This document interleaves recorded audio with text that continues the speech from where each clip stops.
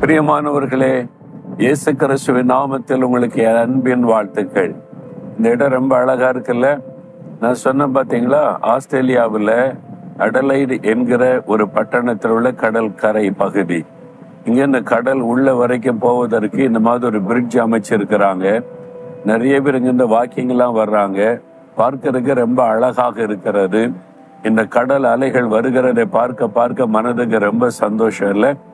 இந்த கடற்கரைக்கு வந்து உட்கார்ந்து கடல் அலைகளை கொஞ்சம் அப்படியே பார்த்து ரசிச்சு பாருங்க. ஆண்டவர் நிறைய காரியத்தை அதை கொண்டு பேசுவார். அலை அலையாக வந்து கொண்டே இருக்கும். ஆனா அந்த ஒரு எல்லைக்குள்ள வந்தோடனே பின்னால திரும்பி போயிடும். அலை அலையாய் உபத்திரம் வரலாம், பாடுகள் வரலாம்.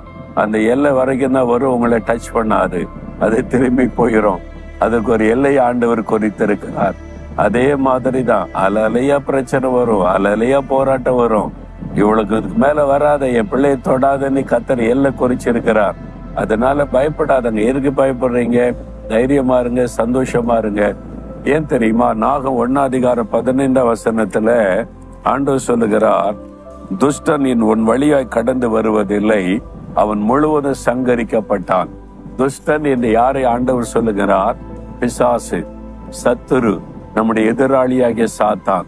அவன் துஷ்டன். அவன் துஷ்டத்தனமான காரியத்தை செய்கிறவன். அவன் தான் பயத்தை கொடுக்கிறான், வியாதியை கொடுக்கிறான், பாவத்தை கொண்டு வருகிறான், தடைப்படுத்துகிறான், அழிவை கொண்டு வருகிறான், குழப்பத்தை கொண்டு வருகிறான். எல்லா தீமைக்கு காரணம் இந்த பொல்லாத துஷ்டனாகிய பிசாசு.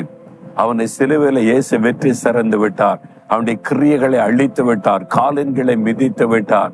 இப்போ மந்திரவாத பில்லி சூனியத்தின் வழியாய் இந்த துஷ்டனை தூண்டிவிடக்கூடிய மக்கள் இந்த உலகத்துல இருக்கிறாங்க. இந்த மாதிரி பிசாசை ஏவி விட்டு இந்த உலகத்துல துஷ்டத்தனமான காரியத்தை செய்யறவங்க. ஆனா நம்ம விசுவாசத்தோட ஜெபிக்கும் போது அவனுடைய கிரியைகள் முற்றிலும் அழிக்கப்பட்டு போகும்.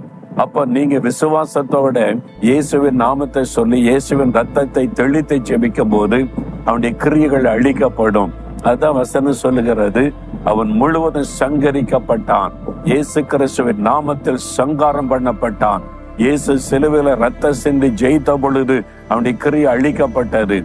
விசுவாசத்தை சொந்தமாக்கி கொள்ளணும். எனக்கு விரோதமாய் செய்யப்பட்ட மந்திரவாத பிசாசின் கிரியைகள் எல்லாம் அழிக்கப்பட்டது.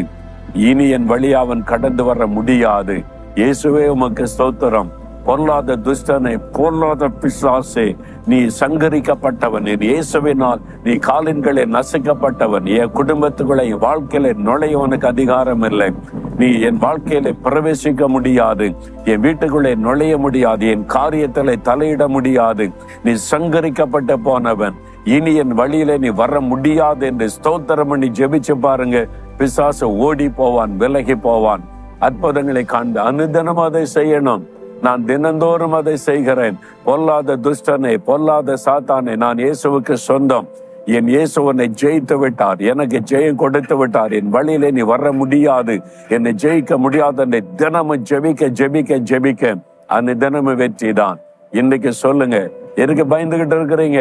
தைரியமா சொல்லுங்க, பொல்லாத துஷ்டனே, என் வழியாக நீ கடந்து வர முடியாது. நீ சங்கரிக்கப்பட்டு போனவன். என் இயேசுவனை காலங்களை மிதித்து நசிக்க போட்டார். என் வழியிலே குறுக்கிடாதே, என் வாழ்க்கையிலே வராதே, என் குடும்பத்துக்குள்ளே நுழையாதே. இயேசுவின் நாமத்தில் உன்னை கடிந்து கொள்கிறேன். இயேசுவின் ரத்தத்தின் வல்லமையினால் ஜெயம் எடுக்கிறேன். துஷ்டன் இனி என் வழியாய் கடந்து வருவது இல்லை.